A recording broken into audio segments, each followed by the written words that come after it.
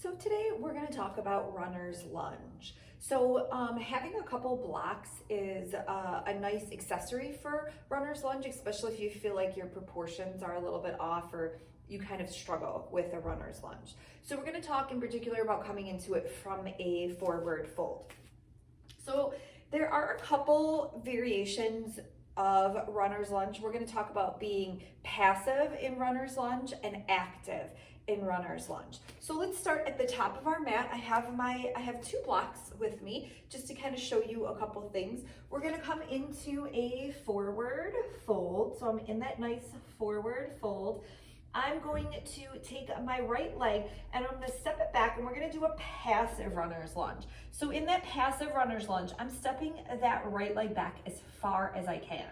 Now, if you kind of struggle here, that's where the blocks come into play. I have two blocks and I can use them to bring the floor to me. So that's kind of playing with our hand placement.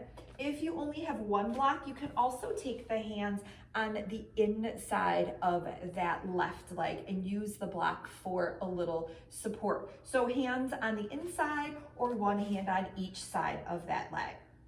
So I'm just gonna move the block so you can see my foot. My foot is flat on the ground. We want that to stay flat on the ground. We don't wanna be up and pass.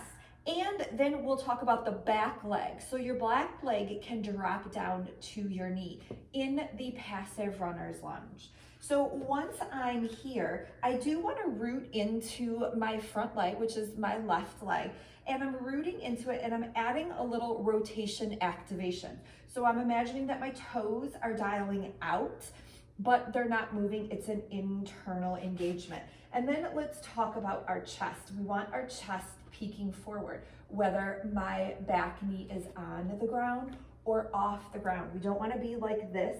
We want to be like this with our chest. So block variation, knee variation in the passive. And I am actively softening, or I'm not being active.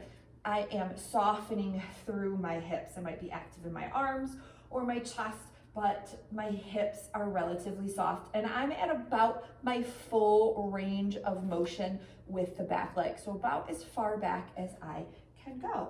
And I'll step forward. And then I'm gonna take that to the other side and show you a more active approach to a runner's lunge.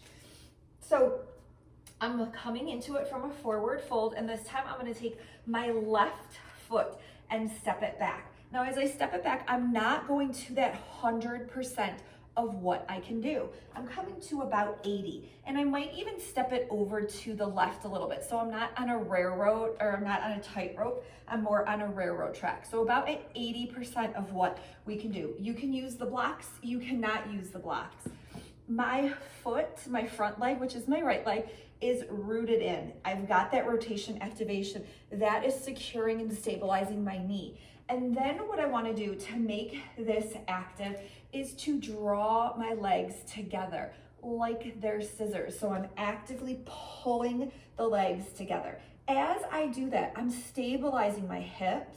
I'm strengthening my hips, not only just opening them, but I'm strengthening them. And then I can kind of use my core and I can lift my hands up if I want to. So it's easier to transition to come up or add a twist here with this active.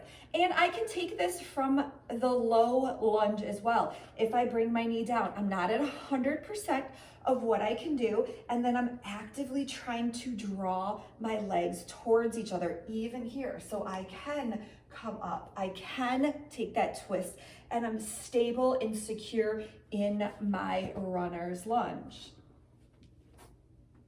So both forms of runner's lunge have its benefits. The passive runner's lunge, we don't always want to go there. We are opening up our hips, particularly our hip flexors, so it's a good opening in the passive runner's lunge. The active runner's lunge creates not only an opening, but stability and strength through the hips and the IT joint. And when you're doing more of a flow class, the active runner's lunge can be more beneficial, especially if you're coming up or adding that twist.